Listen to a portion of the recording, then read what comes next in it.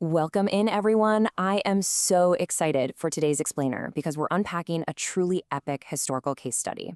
We are talking about the conquest of Mecca, but we're not just looking at it as some standard military campaign. No, we're looking at it as arguably one of the greatest, most magnanimous victories in recorded history. We are going to literally unpack the leadership, the incredible restraint, and the absolute power of forgiveness that was on full display here. But right off the bat, to understand the triumph, you really have to understand the heartbreak first. Just listen to this quote. "By Allah, you are the most beloved of Allah's lands to me, and if your people had not driven me out, I would not have left you." Those words were spoken by the Prophet Muhammad, with tears streaming down his face as he was forced into exile from his home city of Mecca. He wasn't leaving by choice, right? He was a persecuted refugee, actively driven out by his own people. And establishing this emotional baseline is absolutely crucial to grasping the sheer magnitude of what's about to happen next. Okay, let's dive into this timeline. 8 years. That is the gap between that weeping exile and the triumphant return. And over those 8 years, the Muslim community survived severe persecution, they fought major defensive battles, and finally, they signed a 10-year peace agreement called the Treaty of Hudaybiyah. But just 2 years into that hard-won peace, the opposing forces, the Quraysh of Mecca, shattered the agreement. And it's exactly that violation that sets the stage for the 20th of Ramadan, year 8, the return. Which brings us to our first major section, the secret march. And guys, what happens next is truly a logistical miracle. Let's look at exactly why this march was legally and morally justified in the first place.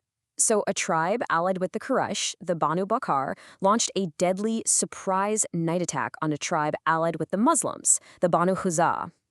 And the Quraysh, they secretly provided weapons and even joined the attack themselves, which completely violated that 10-year peace treaty we just talked about. So, when the survivors of the attack begged the Prophet for help, he didn't just launch into an aggressive war, he mobilized specifically in response to a broken treaty.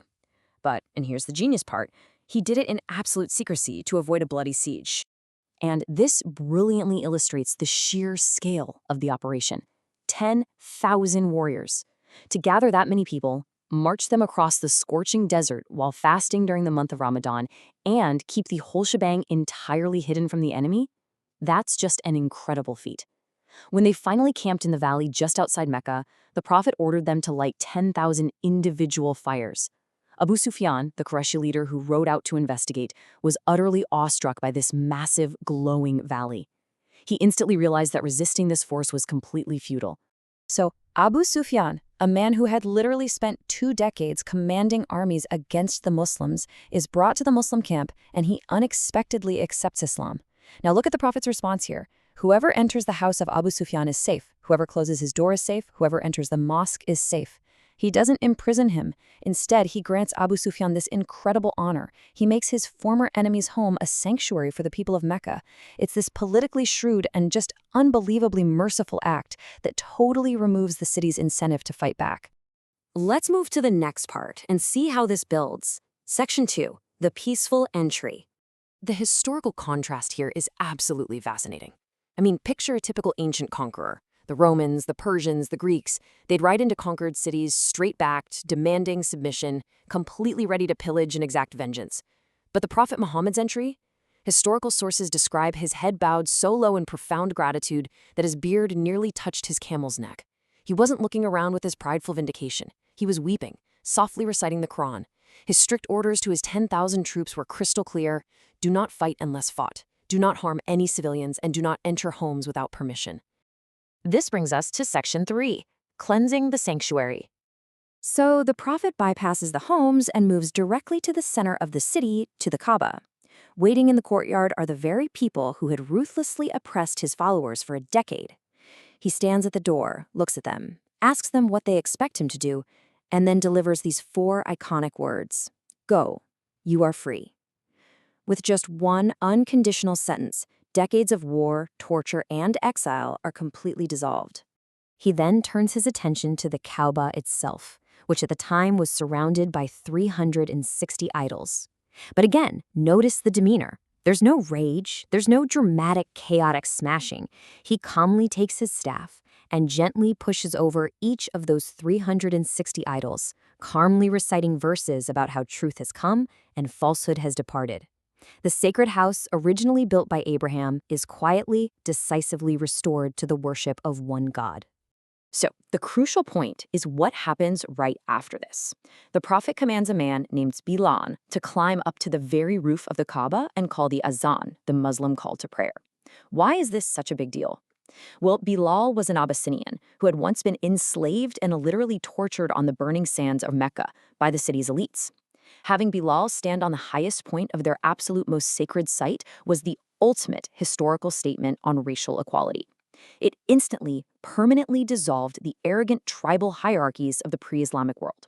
Which leads us into part 4, unprecedented forgiveness. Let's see what this radical forgiveness actually looked like in practice. Scholars refer to this concept as al-afwa al-am, the general pardon. There is simply no equivalent in ancient Roman, Greek, or Persian history for this level of blanket, unconditional forgiveness toward a conquered enemy city. None. And honestly, the true power of this pardon is best understood through the stories of a few specific individuals. Now, what's really interesting here is the story of Hind. This was the woman who had explicitly ordered the assassination of the Prophet's deeply beloved uncle Hamza, and she had even mutilated his body on the battlefield. She actually came to the Prophet in disguise, hiding among a group of women, terrified she was going to be executed. But when she revealed herself and asked for forgiveness, the Prophet forgave her completely, right then and there, no strings attached. Then there's Washi, the assassin that Hind had actually hired. He was the man who threw the very spear that killed the Prophet's uncle.